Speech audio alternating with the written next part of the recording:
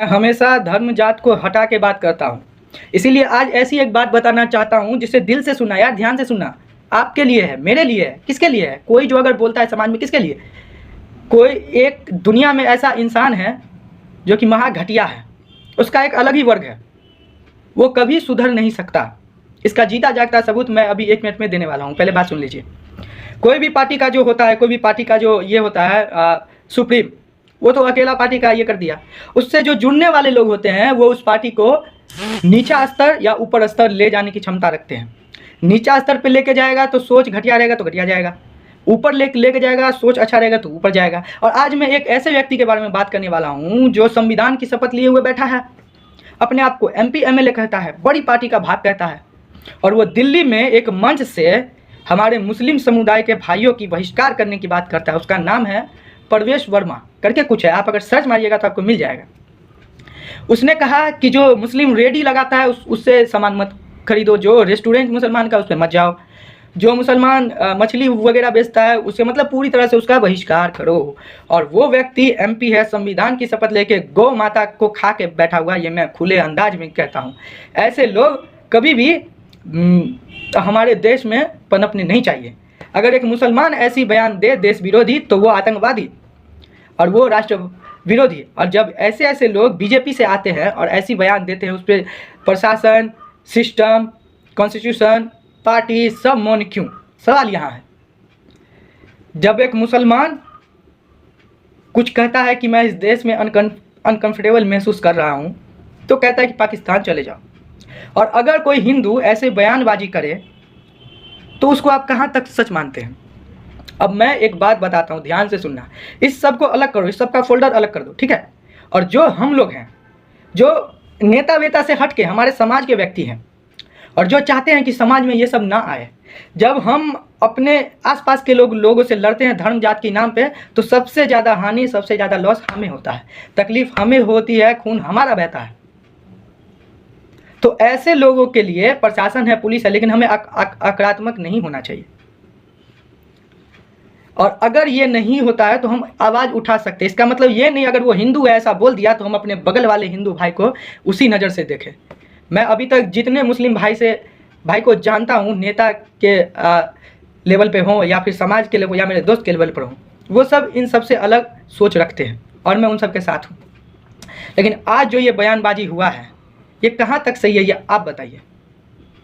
और देश में जब कोई नेता ये संविधान की शपथ लेता, मैं विधि द्वारा स्थापित, और क्या कहता है उसको कि अखंडता और प्रभुता की रक्षा करूंगा। अबे कहाँ कर रहे हो तुम तो धर्म जात का नफरत फैला रहे हो। तुम इतना घटिया हो कि पूरा घटिया के लेवल से भी नीचे आ गए हो। क्या हुआ था अनूपपुर कांड में? क्या हमारे मुस्लिम भाइयों को नहीं पता है कि उनके मजहब में क्या होता है? क्या हमारे हिंदू भाइयों को नहीं पता है कि हमारे धर्म में क्या होता है? तो ये व्याख्या करने की क्या आवश्यकता है? नुपुर शर्मा बोली वो वैसे ही है, उसका कुछ नहीं हुआ। लेकिन उसके समर्थन में जो यूपी या कहाँ के थे जिसको 2 मुस्लिम लोगों ने मार दिया, क्या हुआ? एक आम आदमी मारा, एक आम आदमी मारा गया। जो ऊपर बैठे लोग हैं उसका विरोध जरूर करो, लेकिन सद्भावना की भावना रखो समाज में। उसे एक तरह के तुम लोग आप लोग कहते हो ना बार बार कि हर मुस्लिम आतंकवादी नहीं, तो बात वही है, हर हिंदू देश विरोधी, मुस्लिम विरोधी नहीं है। और ये देश जो है कभी भी जो ये चाहेगा कि मुसलमान को अलग कर दे, कभी नहीं होगा। क्योंकि जब इंसानियत की बात होगी तब सर्वधर्म की इज्जत और उसका सम्मान करना हमें हमारा संविधान सिखाता है, कॉन्स्टिट्यूशन सिखाता है। तो ऐसे लोगों का विरोध। और दूसरी बात, अगर ये लोग कहता तो आप लोग के कान में ठन से आवाज़ चल जाती, क्योंकि ये लोग खुले मन से बोल रहा है। और अगर मैं अभी कमरे में बैठ के ऐसी बातें कर रहा हूँ तो मुझे कोई नहीं देखेगा, कोई फॉलो नहीं करेगा। मैं एक अलग समाज का निर्माण करूँगा जिसमें मेरे जैसे व्यक्ति की सोच वाले व्यक्ति हो, जो किसी भी कम्युनिटी से हो, किसी भी जात धर्म से हो, लेकिन सोच रखे इंसानियत की, कभी भी धर्म जात पे ना लड़े। ऐसे लोग क्या मेरे साथ आएंगे? अगर आ गए तो उसी दिन से समझना कि इस देश का विकास जो आप लोग ढूंढ रहे हो गली गली में, वो यहीं से शुरू होगा कि विकास कैसे है। जब हम इस सब से हटेंगे तो सीधा बात होगी रोजगार की, बात होगी शिक्षा की, बात होगी सुरक्षा की, बात होगी स्वास्थ्य की, सीधा।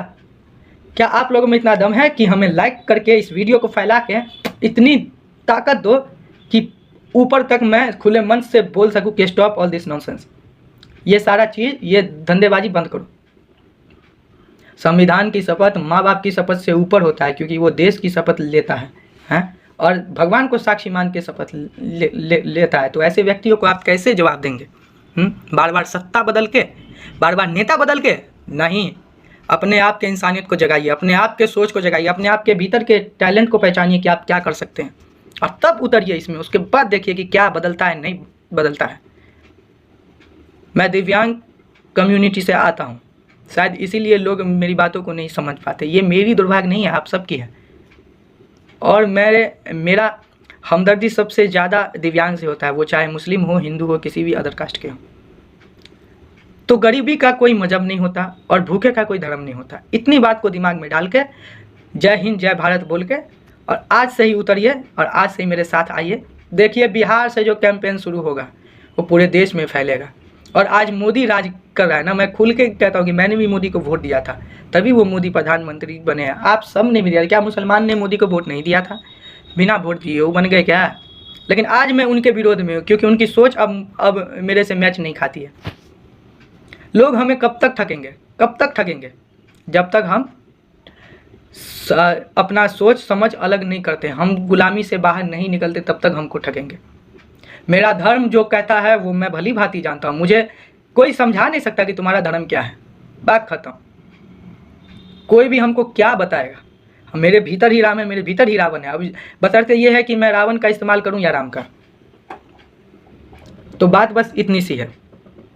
अगर भाई लोग, अगर दिल में और समझ में ये बात आए तो मुझसे तुम लोग की नाराज़गी क्या है? मुझे सपोर्ट क्यों नहीं करते हो? सवाल मेरा ये है। धन्यवाद। और उस वीडियो को जाके देखना वो कितना नफरत फैलाया है।